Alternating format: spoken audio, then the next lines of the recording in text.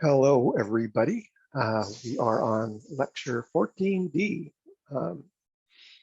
getting really close to the end here. Now, we are going to be spending some time today largely going through the content of just one of these readings, 10.16. It talks about mutation. What we're really doing is walking through the process of translation and how mutations get manifest in altered gene products, which, if you think about it, is a really good thing for you to have as you're about to present your discussion of a genetic condition. Right? We want that molecular focus in your presentations, and hopefully this lecture is going to be on your in front of you before you get too deeply into that project.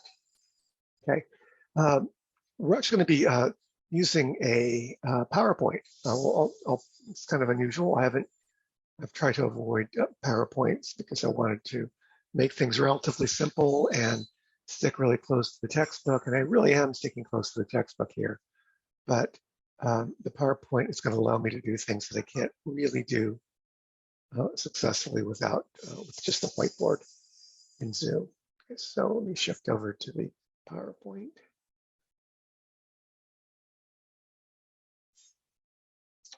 And I hope that you can see this is another one of those genetic code charts. And I've given you a sample of a RNA molecule, a messenger RNA molecule. It's up here on top. Okay. And I guess I should have a GTP cap on this because we're talking about a eukaryote. Presumably, it doesn't have to be eukaryote. A GTP cap on the 5' end. You might notice that we've got a poly A tail over here, which are the characteristics of a eukaryotic messenger RNA molecule. Okay. Now, one of the things I could totally ask you to do to demonstrate your knowledge of how translation works is to say, well, okay, well, go through the process of translation of this messenger RNA molecule and tell me what you get as the polypeptide. And the first thing you would do is say, well, yeah, I'm going to use the 3 bases. Every 3 bases in this messenger RNA molecule is going to count for 1 amino acid. The first thing we need to do is to account for the initiation codon. This is probably the one step that students are most likely to do, causing them to miss a whole lot of points on this question that occurs in the test. Initiation codon, remember, it's going to be at the start of every event of protein synthesis that ever occurs on the planet Earth. And initiation codon is AUG, and it's going to result in the methionine. And so what you want to do here is to pretend like you're the large subunit of the ribosome, and you're moving, you land here, you might land here, but you don't start reading until you get to something that you like. And oh, here it is, AUG, right? And so at the AUG, I know that I'm going to be putting in methionine, MET. Don't worry about knowing the full names of the amino acids. All I care about is that you realize that we've got different amino acids. And then we'll read the next 3 bases, ACC, ACC, that would be a THR, threonine. And this would be like NCC, NCC. We're basically building the amino acid sequence of the polypeptide along as we add 1 amino acid residue at a time. Remember, the ribosome moves over 3 bases at a time as we go from this tRNA molecule matching up with the ACC. Is going to start off in the A site, then it's going to be moving into the P site, and now the A site is going to be occupied by tRNA molecule that will come in and associate with the GGA. Okay? And if you want to, you can think about, well, what will the anticodon look like? And yeah, it'll be CCU, right? That's easy enough, but we really don't need to do that at this point because the genetic code chart is telling us what to put in for every mRNA codon. right? And so GGA, GA would be glycine.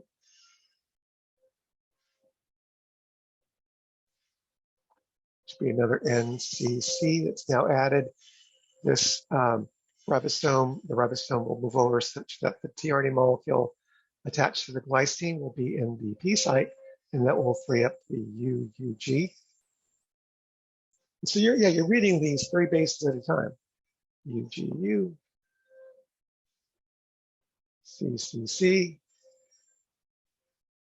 and then when we get to UGA, by that time you'll realize that UGA is a stop codon, and UGA is going to result in, well, no amino acid being added to the end of the polypeptide, and so the polypeptide then gets released. Okay? Let's go ahead and fill in the rest of the amino acids here. UUG would be leucine. UGU would be cysteine. And CCC would be proline. Right? And so, yeah, we're creating this polypeptide, this amino acid chain that reads cysteine, methionine, threonine, glycine, leucine, cysteine, proline. How many amino acids is that polypeptide? 6. Okay. What is the sequence of the polypeptide? I just told you that. Remember, we read the amino acids starting with methionine and then going on one amino acid next. That's what I mean by what is the sequence of the polypeptide. And it's a pretty straightforward process. And again, you have to imagine the roles of the tRNA molecules. The tRNA molecules don't have any explicit role in this, although we know that the way that these mRNA codons are matching up with the amino acids is through the tRNA molecules. Okay. So that's a good place to start. Let's move on to the next slide. And I want you to realize at this point that in order to get this messenger RNA molecule, right, this messenger RNA molecule is transcribed from DNA.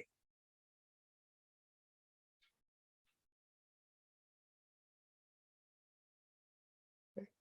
And the DNA would be read in the 3' to 5' direction. And the DNA is the one that's going to be subject to potential mutation, right? The mutation, if it occurs, is going to occur at the level of DNA. It's not going to occur at the level of RNA. RNA is basically copying whatever's there in the DNA, right? And so if we want to talk about mutation, we've got to step back one and consider what's going on at the level of DNA. Okay? And so here I'm actually giving you, sequences of DNA. These might be read, DNA gets read 3' to 5' because the mRNA molecules produce 5' to 3'. So this might be a 5' over here. That's not really terribly important. The thing that I want you to realize here is that, yeah, it's not the messenger RNA molecule that's being mutated. The messenger RNA molecule may carry a mutated sequence, but the mutation happens at the level of DNA, right?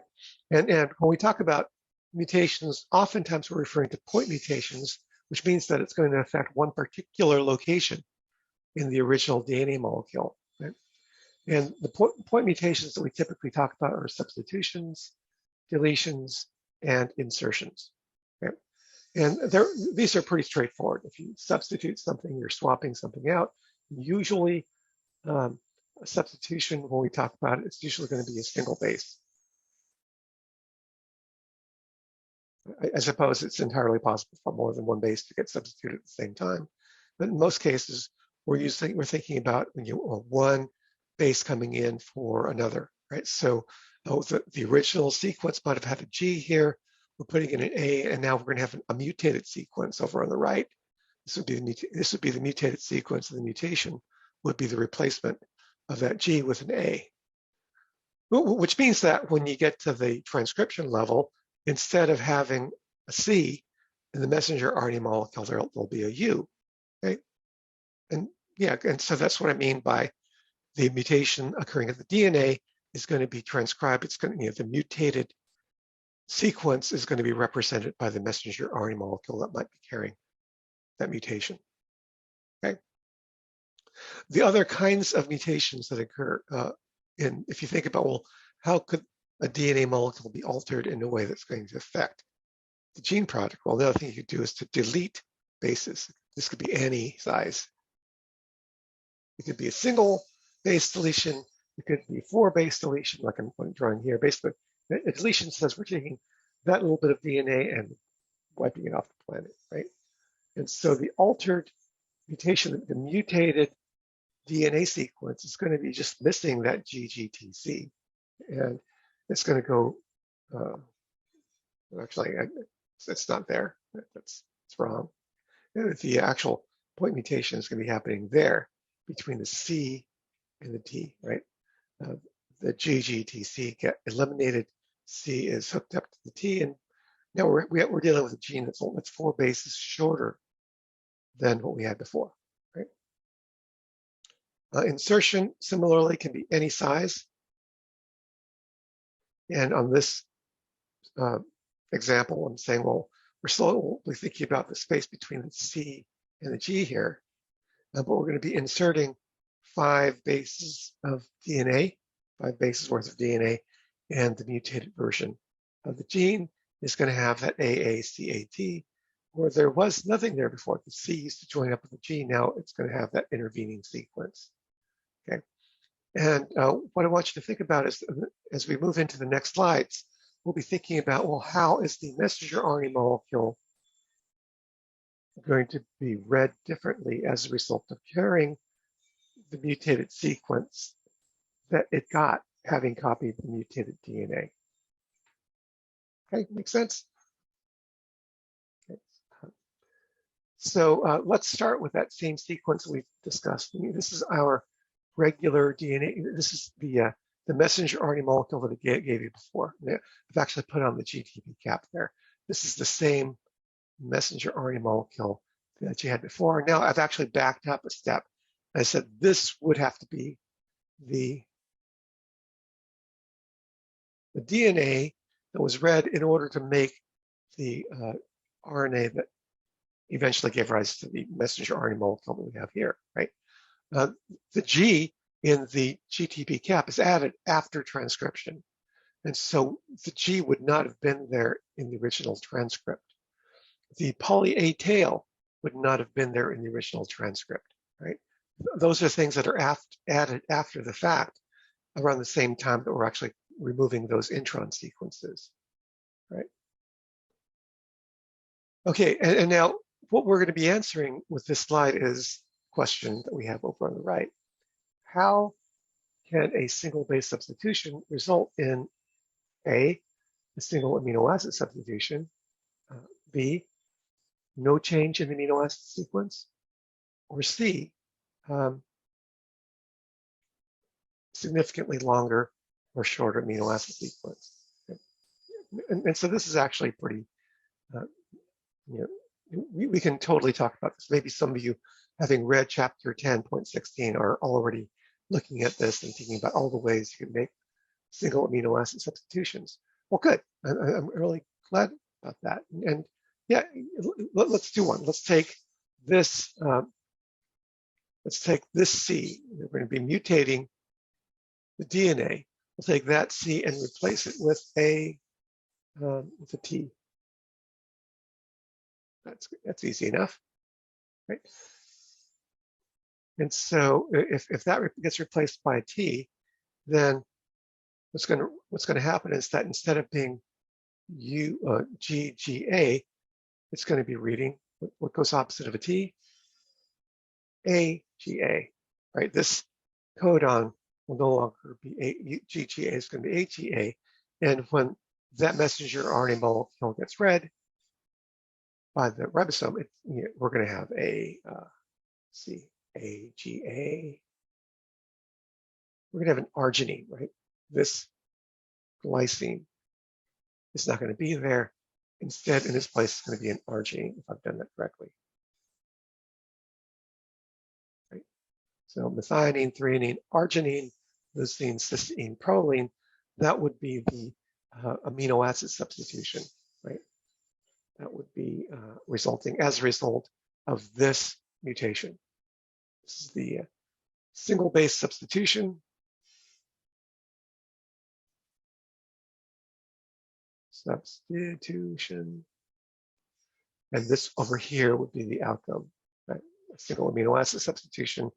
I think the book calls this a missense mutation.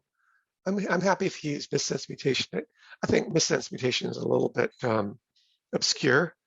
To me, okay, this is my personal preference. If you're replacing amino acid with something else, better to call it a single amino acid substitution because that tells me exactly what's happening, right? And so missense mutation is an equivalent word. But yeah, single base substitution, single amino acid substitution is certainly one possibility. Okay, but not the only possibility. Okay, and so I'm going to erase what I was drawing here. And I want you to think about, well, what could happen if we were to do something different? Let's try to do mutation in blue. Okay. So in the previous one, we said we're going to be changing this. What would happen if we changed this G, right? Instead of having a G there, we're going to be having an A, right? So this would be our single base substitution.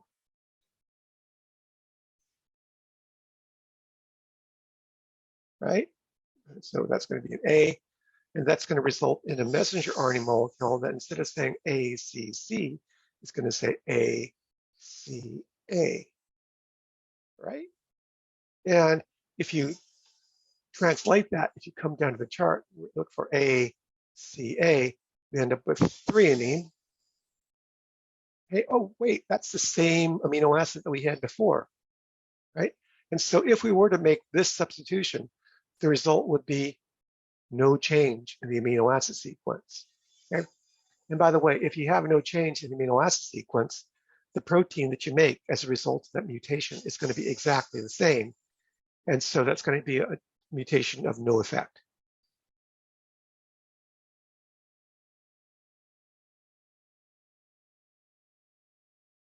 All right. So yeah, that's entirely a possible outcome, right? That's completely possible. Right? Now, what would be required in order to make a significantly shorter amino acid sequence? Well, yeah, I think one way to do that would be to put together a new codon that instead of reading for something, it's going to result in a stop codon. And that's easy enough for us to do. I mean, we can do another explicit example here, in which we'll be making a substitution that will result in a stop codon. This is a nice opportunity for me to do that. If you look over here, this one in purple, right? Remember, UGA is a stop codon. Okay? UGA is actually the stop codon that we have over here. And so if we were to change this to read a UGA, then that would give me a premature stop codon. Right? And so let's do that, right? In order to get a U there, we would have to have an A opposite of it. And so in other words, if we were to knock out that C or substitute the C, replace it with an A, that's our substitution.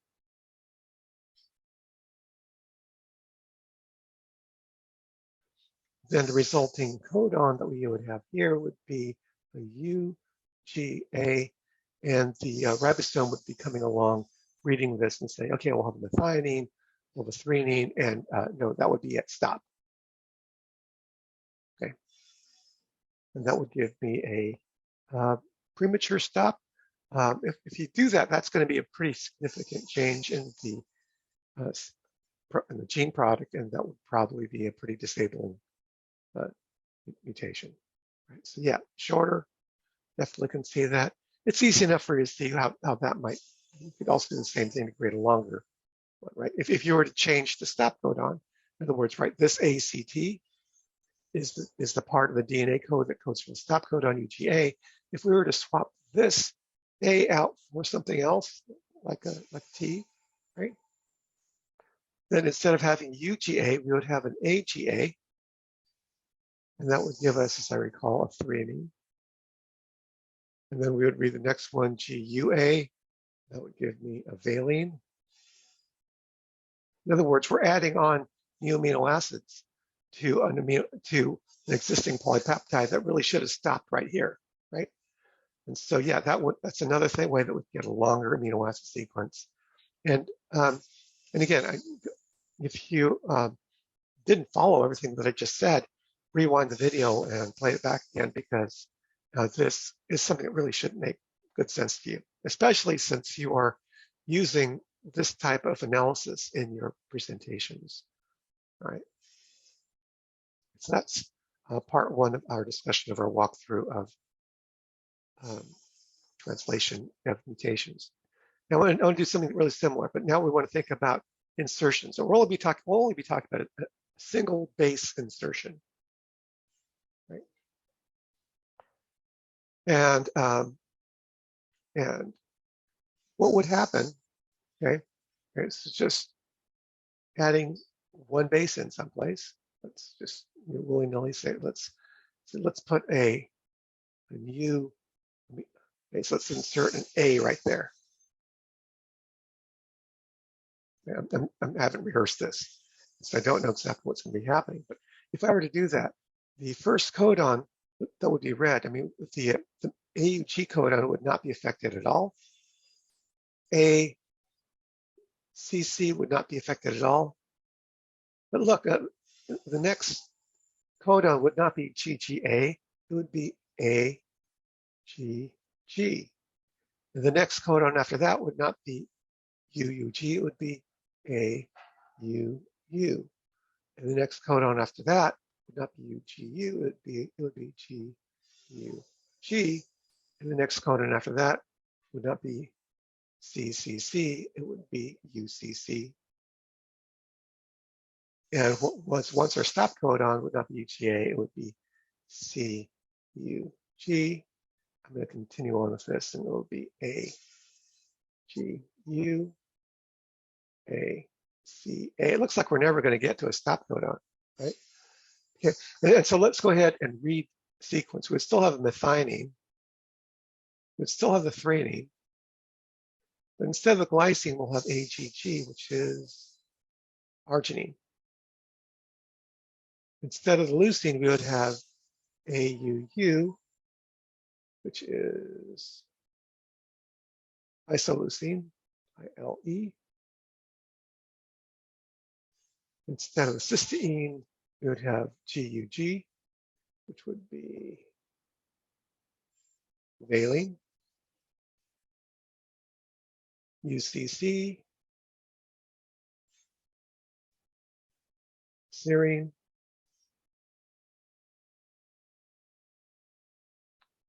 What was I? UCC, serine. Yep. CUG, leucine. AGU,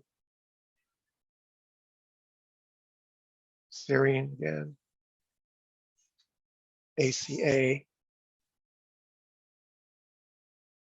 threonine. And I wanted to take it out that far because you can see that in addition to getting a dramatically altered amino acid sequence, we're also getting a substantially longer amino acid sequence because we've disrupted the stop codon. Okay? And so I want you to think that if this is the normal gene product, this one here is going to be so wacky that there's zero chance that that's going to be able to carry out the normal function of the gene product that's supposed to be there. Okay? And so, this type of frame shift mutation or any major effect mutation is going to be completely disabling to the gene product. Right? If you compare that with the single base substitution outcomes, if you have a single base substitution that has no effect on the polypeptide sequence, we said that's going to have no effect at all. That would be a mutation that you'd be able to carry and have no consequences whatsoever, right? If you were to simply alter a single amino acid, this theoretically, this could be pretty drastic. Maybe you're altering the active site of an enzyme, or the site at which the enzyme would normally be deactivated, result in an overactive enzyme. It could be pretty drastic, or it could be pretty mild.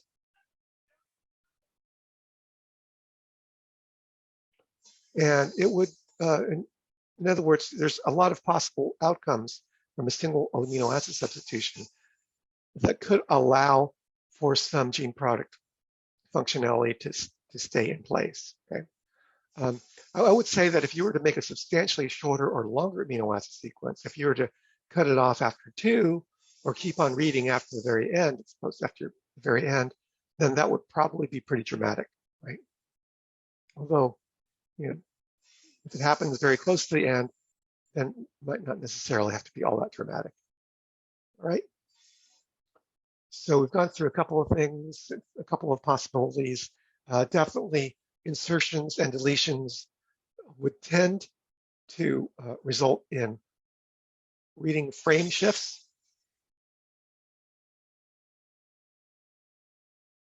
And frame shifts is the thing that we're just doing. We're altering the reading frame. Remember, instead of reading GGA, that's not my reading frame anymore. The new reading frame incorporates the inserted base, and so it's AGG.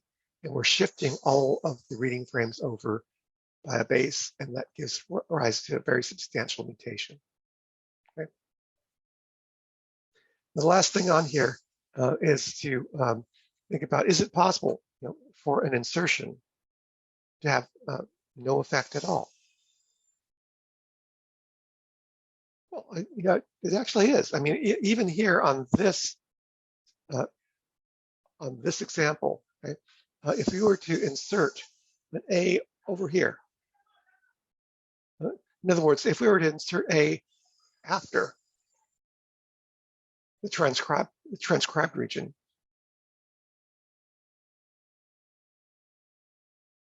okay, then there's no reading frame to disrupt out here on the right-hand side of the messenger RNA molecule. Yeah, you would have an extra U in between that G and that U, but that's not going to alter the gene, the actual gene product. You're still going to have the same amino acid sequence, right? And so, yeah, it's totally possible that can happen.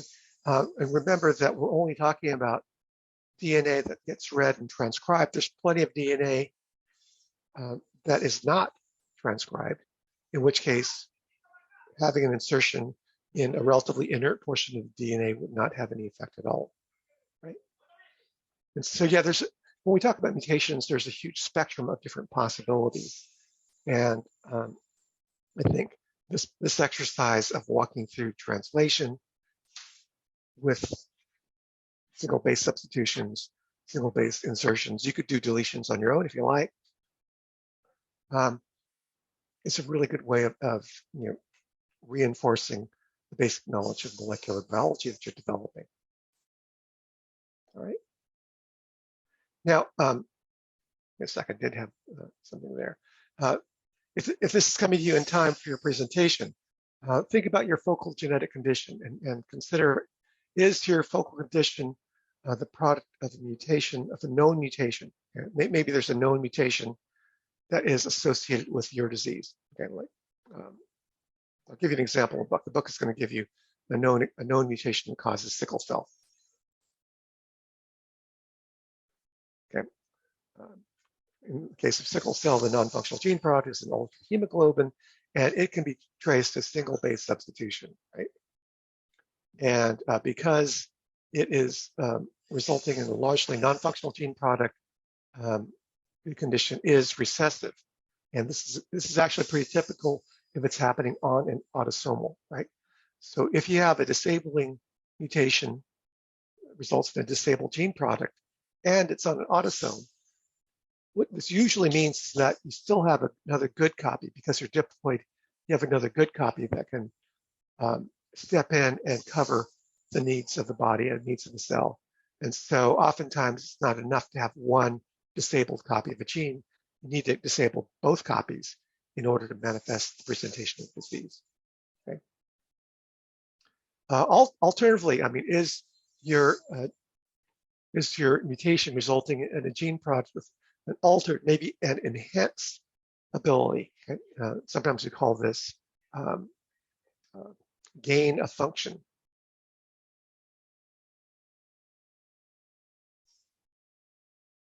In the gene product, because if you have a gain of function, oftentimes you only need one copy in order to manifest the way in which this disease is going to present, right? And when that's the case, we often see it inherited as a dominant condition. Dominant condition. Insert an A there, not an N there, not an M. All right. So now we're going to go back to our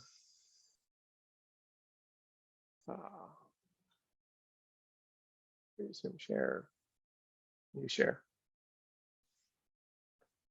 Now we're going to head over to our textbook and look specifically at the portion of chapter 10.16 that is that you've already been through. So in other words, yeah, you've seen this, right?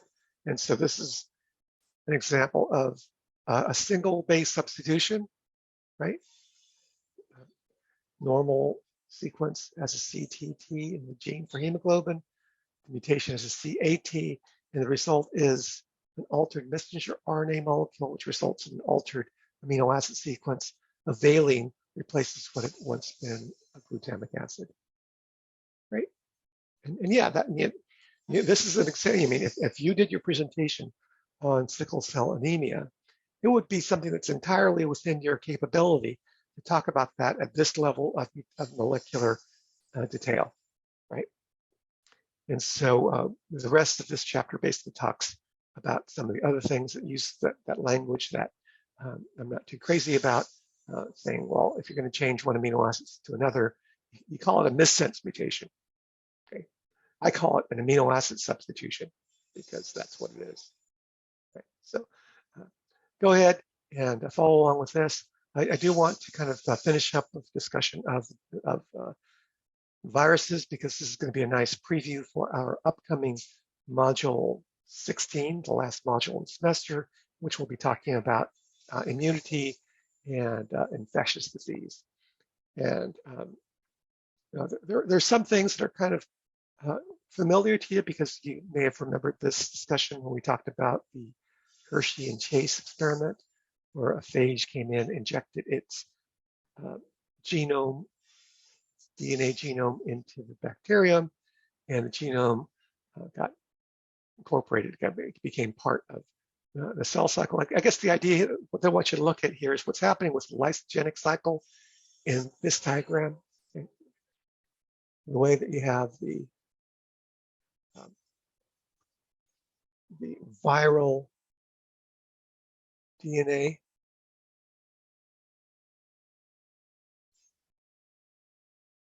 getting implanted into the host cell. And then every host cell, every daughter cell, every time the host cell undergoes cell division, it's going to be carrying that viral DNA with it, right?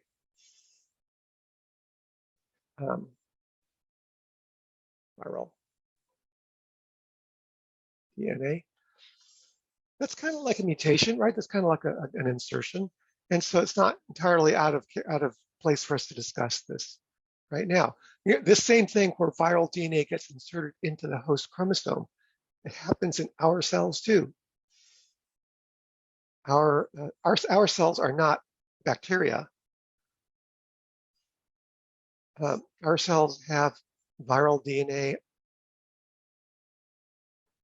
in them as well. Okay, I can guarantee you that at least some of your cells are carrying viral DNA that you've gotten during your lifetime, and all of your cells carry viral DNA that have been that's been inherited from your ancestors.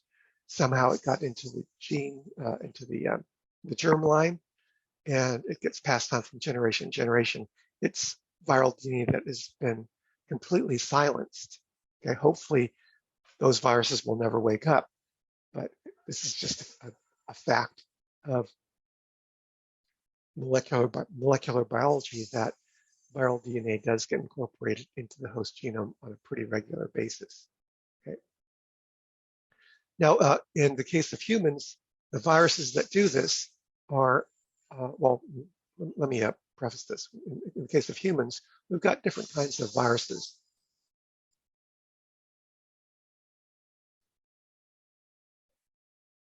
That are going to affect us, right? And in some cases, you've got RNA viruses. Okay, so draw here. I want to point out that we're specifically talking about an RNA virus. A good example of this would be monkeypox. Good current discussion point. Monkeypox is an RNA virus. And being an RNA virus and never actually making a copy of DNA of the monkeypox genome, this will never insert into your DNA. It's just not the way that these viruses work. I mean, these viruses work by making copies, making more viruses, and then busting open and infecting more cells. Okay? That's your typical viral process. What happens in the case of a DNA virus? Okay? A DNA virus would be something like, I think your book mentions the herpes virus. Viruses in the family Herpes viridae.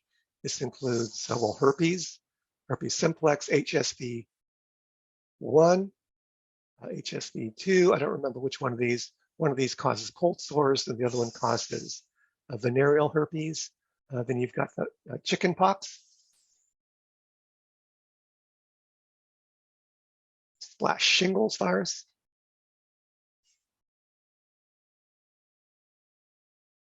Also known as varicella zoster virus, VZV. These are all examples of DNA viruses that are known to take up residence in some of your cells and come back every once in a while, right? I mean, if you think about it, venereal herpes comes back over and over again. The reason why it does that is because you never really get rid of the virus. The virus is always there inside of some of your cells. And every once in a while it decides, hey, now it's a good time to have another outburst, and it just does its thing, releases a whole bunch of viruses, and there's a temporary outbreak of herpes. Same thing happens with herpes simplex 1, which is the cold sore. Same thing happens in the case of chickenpox, and that's why we get shingles. Shingles kind of like a late life manifestation of the same viruses that you got when you were a kid. If you had chickenpox as a kid, then you are potentially going to have an outbreak of shingles later in life, which is a really bad thing, right?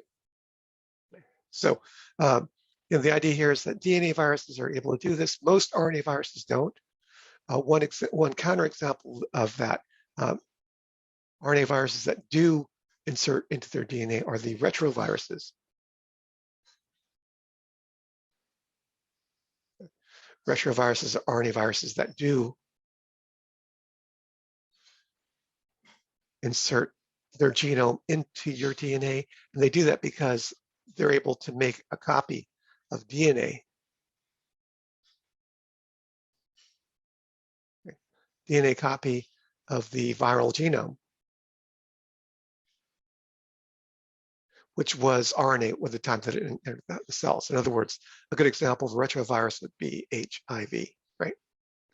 HIV is a virus that is actually carrying an RNA genome inside of the viral particles. But once it gets inside one of your cells, one of the first things it does is it makes a copy of DNA, and that copy of DNA then gets inserted into your cells, which basically makes it really hard to eliminate once an infection occurs. Right?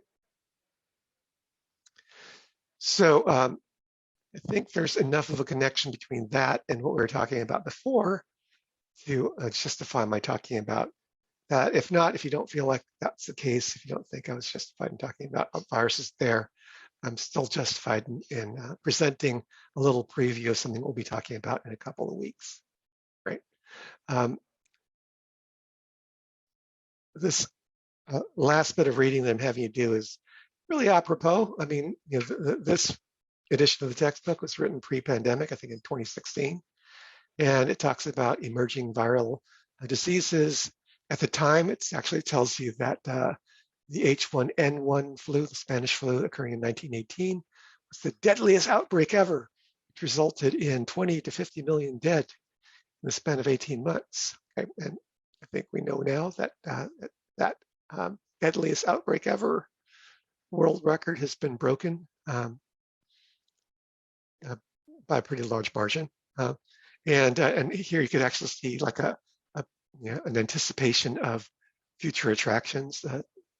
SARS, Severe Acute Respiratory Syndrome 1, this is SARS-1, is the outbreak of the coronavirus that took out a whole lot of people in 2004. There was also a Middle East coronavirus that affected us a little bit later, but the coronavirus that is responsible for the COVID-19, which stands, by the way, for coronavirus viral infectious disease. This is SARS-2. Right? So SARS-2 is it's like the child of SARS-1. And I think what the book is telling us that we are in a position where the human population is going to be susceptible to occasional outbreaks of uncontrollable diseases for a lot of reasons, right? Many of these diseases are spillovers from animal-carried viruses. And so a virus that's carried by a bat develops an ability to cause severe disease in humans and easy transmission among humans. And that's how we end up with many of these conditions here. Some of them are spillovers from chimpanzees. AIDS is a good example of that. This one actually identifies New York and California as the source of the AIDS population, which is where the initial cases were diagnosed. But you can actually trace the AIDS virus to the heart of Africa, where infected chimps were the source of the disease. It passed the disease onto humans, and eventually they spread to the United States, right? And so, yeah, this is a hugely interesting area of science. Maybe some of you will get into epidemiology at some point because it is so fascinating. All right, so let me go back to my original share, which is the whiteboard. And I think I have covered everything here, right?